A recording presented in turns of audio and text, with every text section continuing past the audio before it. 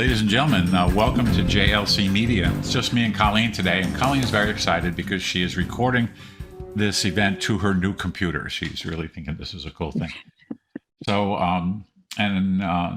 actually, I'll use that as an example of today's very concrete use of many people have been given credit for this. Dr. Deming, lots of people have been given credit for Plan, Do, Study, Act. Mm-hmm. Our little company still believes this is one of the tools that is really useful as we are designing anything. So Colleen, in order to have this conversation with you guys today, had to plan how to use her new computer. Then she designed the methodology by which she was going to make it work and record. And afterwards, we're going to study how it worked and see if we have to change or revise what we've done.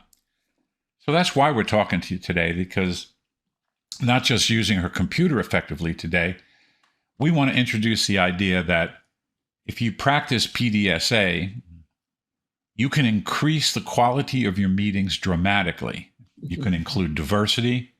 You can make sure that people are included in the meeting, and that there is an equitable distribution of the voices in the room.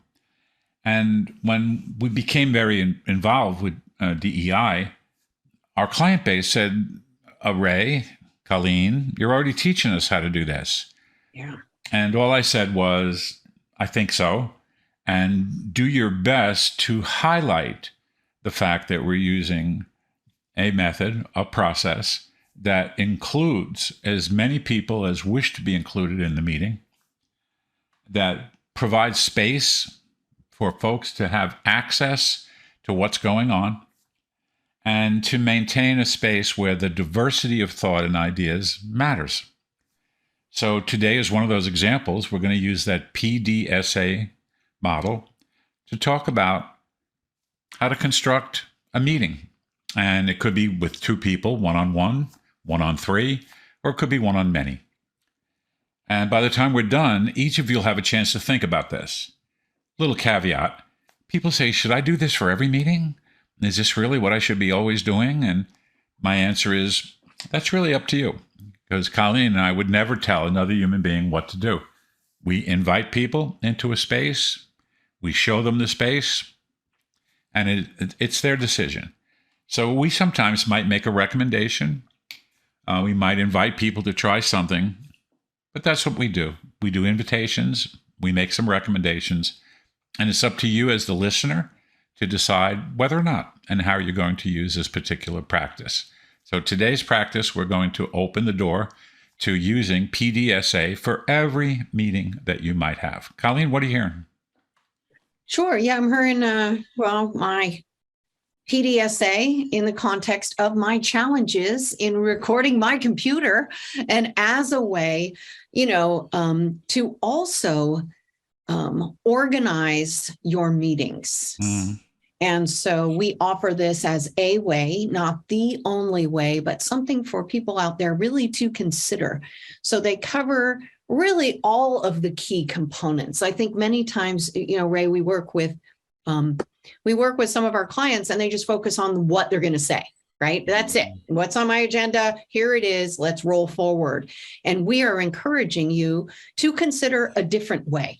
Because then many times those clients go, well, there was no follow through. It didn't get done. And so this PDSA is a way to enhance the quality of your meetings, especially as you mentioned, we talk a lot about DEI. This is a way to really embrace some of those core key components in your meetings consistently every time you meet. I love it. And I think it's part of the planning. When we go through the planning plays, the very first thing I say to a potential client or a client, do you need a meeting? Yeah. And boy, do I get strange responses from that. What do you mean? We meet every Thursday at 2:00. I'm like, okay, good. If you want to build community, I suppose that's a good thing to always show up and do that. The real question is, what's the intent? What are you trying to accomplish in this meeting? Mm-hmm. And we have experienced tremendous variation in the way people show up and have meetings. One of the ways they do it is they simply want to download some information. Here's a briefing. Here's the bottom line up front, a bluff, as some of the military folks that we work with talk about. And but it's still just a briefing. So here's information for you. And what we work on so hard in the planning process is, how do we bring a significant set of ideas into the meeting so that people can personally and collectively understand the intent? Mm-hmm. So the planning part of the meeting is really critical, so that we say, well, what are our significant intentions? What are we trying to accomplish in this meeting before we even decide to have the meeting? Even though it's scheduled, we can always say, sorry, you can go and do your work. We're not going to have the meeting this week. You can do that. And there are some people that would say, oh, thank God. Because sometimes when I say, hey, we're going to have a meeting, people's eyes would roll and they would do a big huff and like, yeah. Unless in the planning process, you are very, very, very clear on one or two or three intentions for that particular meeting. Colleen, what are you hearing about this P, the planning process for our meeting? Yeah. Well, what I'm hearing is the planning process is very important. And I think sometimes when people have those, we meet every Tuesday, they skip that part. They just show up and, okay, let's have our weekly meeting.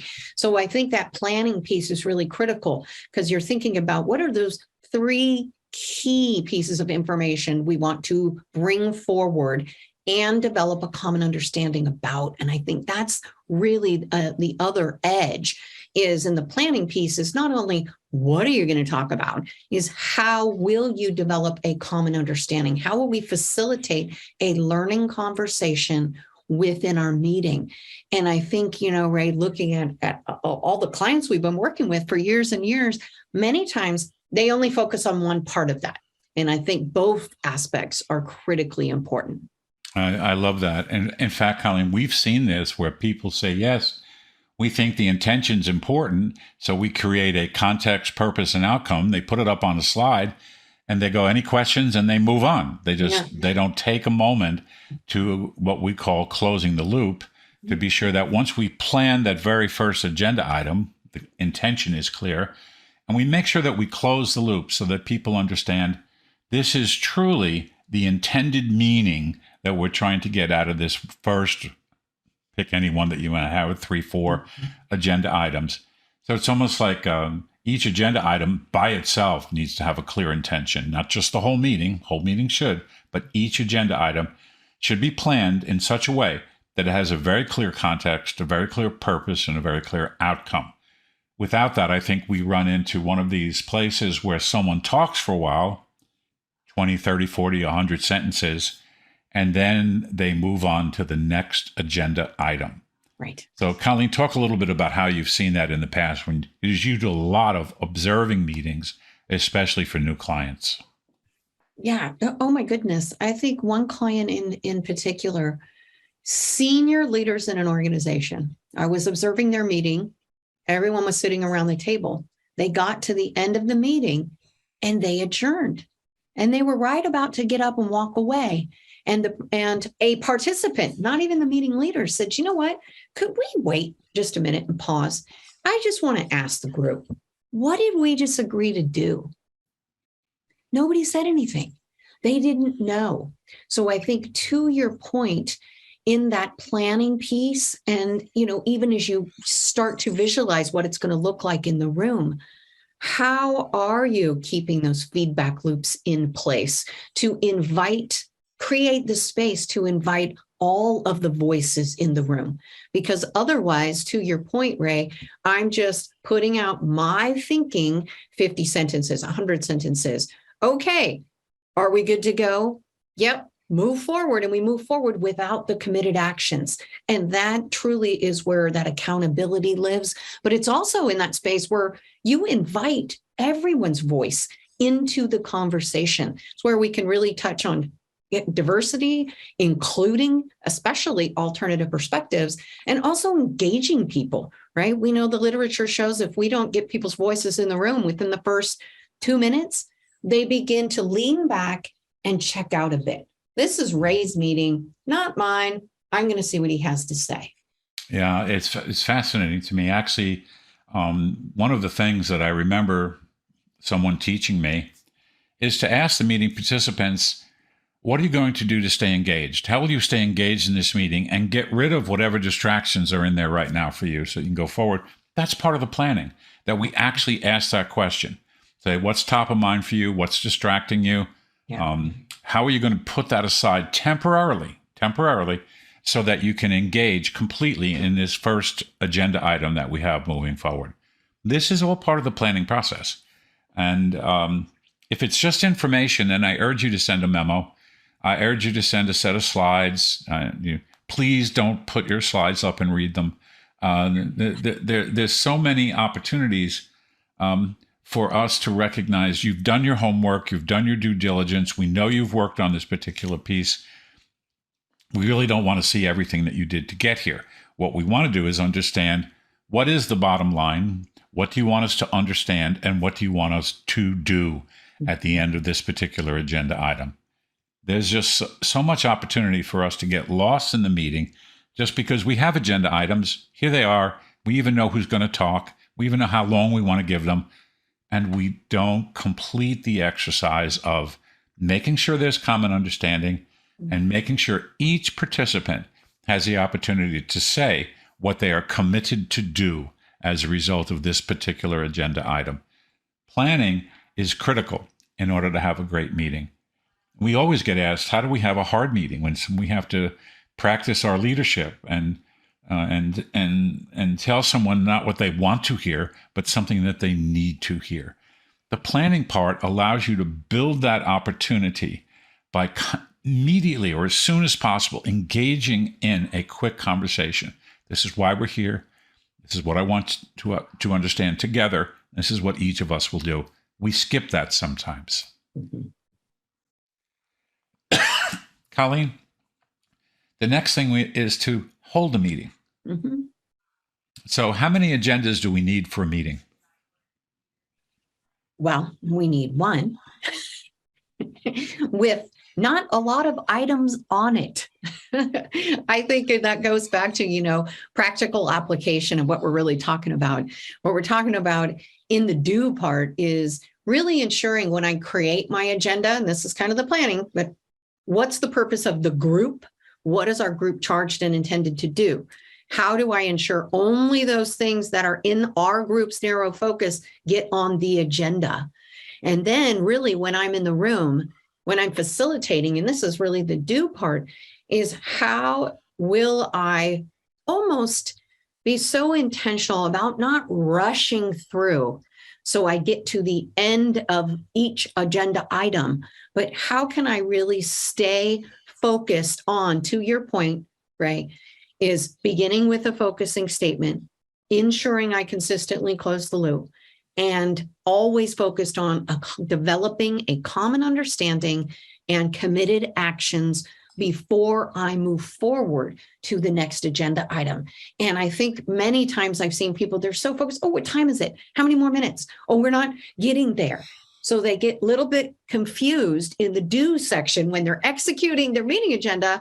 They forget, they think the do is get to the end of the agenda item versus really thinking about this as we're here to develop a common understanding. Without that, we don't get alignment in the system because I think I know what you want me to do, Ray, but I don't know. So now I'm guessing. So using these meetings, and that's once again, really, really having that self-awareness and self-regulation to just kind of ensure that I am going through the meeting protocols and processes, not rushing to get to the end of the agenda itself. Or even to the next item, for God's sake. Let's just get to the next agenda item. So there is an agenda that the participants will see, and then the person that is leading the meeting or facilitating the meeting, same thing. They have with them some provocations they may use, the intended understandings. They actually have a little bit broader picture of the agenda so that when the meeting starts and they get those voices in the room, they can move smoothly through the agenda items by making sure that they consistently stop at the end of that agenda item and make sure there is common understanding and aligned action. I think everybody's always talking about alignment, and I think we hurry so much we don't give ourselves an opportunity. Mm-hmm. So we plan the meeting. There's one agenda there may be 3 items. The meeting leader will have their own little agenda to make sure that they have their provocations in place. They know what they're going to say. They clearly identify the intention, context, purpose, outcome. So people have sometimes that are leading the meeting, facilitating the meeting, a slightly enlarged agenda. Colleen makes these up on the fly. I've seen her. She just calls them Facilitator Agenda. That's not what the participants see. That's what she sees. And if there's a leader working with her where she is supporting the leader in the meeting, they both will have that facilitator guide in front of them as the people are looking at the agenda and working their way through it. So we're planning, critical, and then we actually do the agenda item. And this is something that is, for me, very interesting. So assume we had 3 agenda items. At the end of the 3 agenda items, when all the committed actions are collected and identified, the next thing to do, and I like doing it with the whole team, but I can do it by myself or with the facilitator. I say to myself, okay, my intention for the first agenda item was this. This is what I did to achieve that agenda item. And this is what I learned. And this is what I will do differently next time I have a similar opportunity to facilitate an agenda item similar to the one that I did today. Plan, do. This is study, where we're actually going to study what we did and make some adjustments. And notice what I said. What was my intention? Mm-hmm. What did I do? What did I learn? What will I do differently next time? That is so important, to study the process that was used to produce that common understanding and committed actions during the agenda item. Colleen, am I missing anything? No, I don't think so. I think that study piece is really important. It's almost like providing a space to reflect, so you're not continuing to meet. So you're if you do embrace some of the theories, methods, and tools, and they don't land on people well, or it's not producing the desired result, it gives you as a meeting leader an opportunity to go, wow, maybe I need to, go look at that particular agenda item again, or maybe my, what I chose to do, my provocation, how I closed the loop didn't work as well as I thought. So once again, it's a great opportunity for feedback for you as the meeting leader to continue to refine your skills and abilities as a meeting facilitator, and also the team, their ability to think about from their perspective being a participant, because I think looking at both kind of edges is really, really important. Yeah, so you really hit something. I think I got you right. So it's important to look at this and use that study time as a reflective process, correct? Mm-hmm. Yeah. Did I get that right? Yeah. So as I'm reflecting personally, I need to find, is there a space where I can actually reflect collectively with the people that were in the meeting? Yeah. All of a sudden, the level of engagement and the refinement of the meeting goes way up. Like if I said to you, Colleen, what should I do differently next time we meet on a podcast, which I do, with what we do. This will be over. And then Colleen and I will do an after action review, which is a study. This is the intention. This is what I did. This is what we did. What did we learn? What can we do differently next time? There's something about that is powerful. Mm-hmm. So it's plan, do, study. We just were working on study. The A is this plan, do, study, act again. So I don't want the next meeting to behave as though we didn't learn anything in the ways in which we held that last meeting. We're actually going to hold the next one and be even better at it. Plan, do, study, act. This is, and I had many people say to me, I don't have time for that. Okay. If I get that you may not have time for that, and therefore you may end up in a funny position of having exactly the same meeting next time, and it'll have exactly the same issues and problems that popped up in this particular one. Plan, do, study, act. Quickly, I need to add, all too often, our clients are pressed for time. Time is an asset. And so what they do is they say, I'm going to have a meeting from 9 to 10. and then 10 to 11, and then 11 to 12. Then I'll have a quick lunch or, a little bio break. And then I'll do it again, 1 to 2, 2 to 3, 3 to 4, 3 to 5. I go home. I am inviting you strongly to close those meetings out best as you can. Plan them to go about 45 minutes in a scheduled hour. So you have 5, 8, 10 minutes to do that reflective process, the study process, so that you make a commitment to yourself about what changes you'll make to the next meeting that you hold. Talk us through that one, Colleen. I know you've seen that time and time again, where they're scheduled minute to minute for the entire day. Yeah, absolutely. Well, and then once again, we're talking about rushing, and then I'm rushing to the next meeting. I'm rushing to the next meeting. And yet, how many times do people walk away and go, wow, that was such an impactful meeting?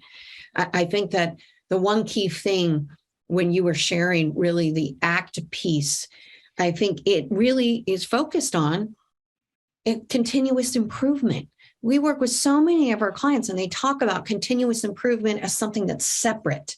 Mm-hmm. This is such a great way where you're embedding it in your conversations that you hold with your team in the meeting.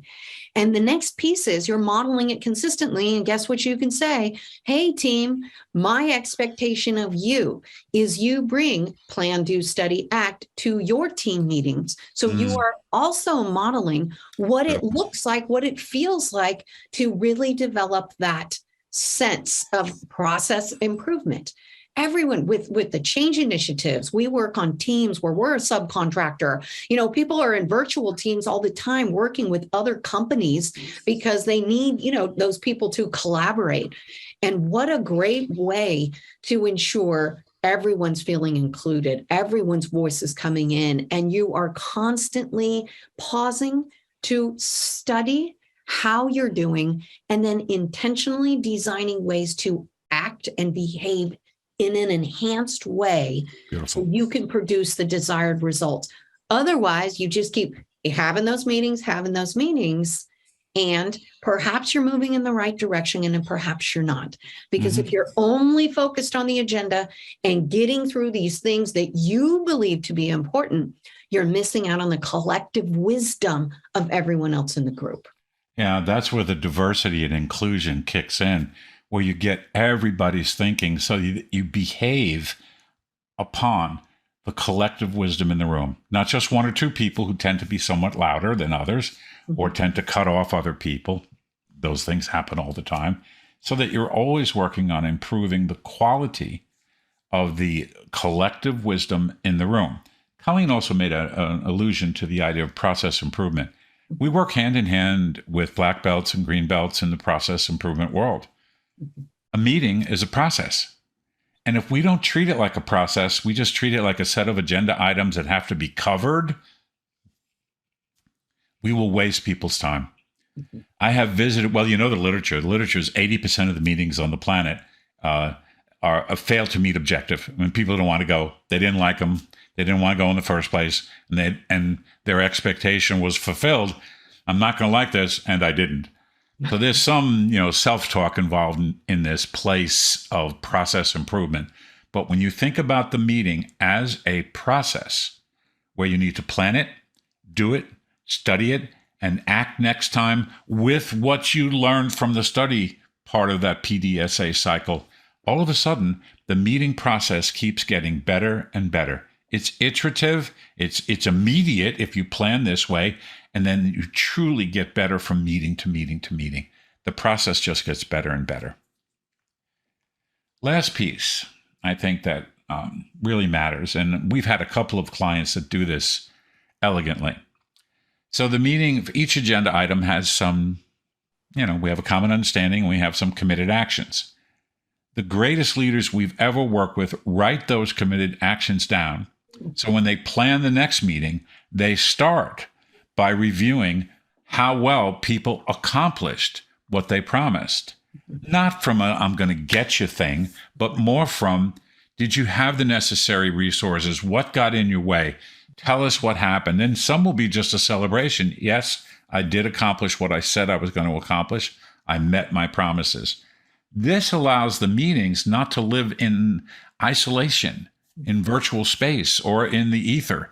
So the meetings actually have much more significance. There's far more engagement when you know your leader is going to say to you, or the facilitator is going to say, how did you do on your promises from the last meeting? And you have them right in front of you.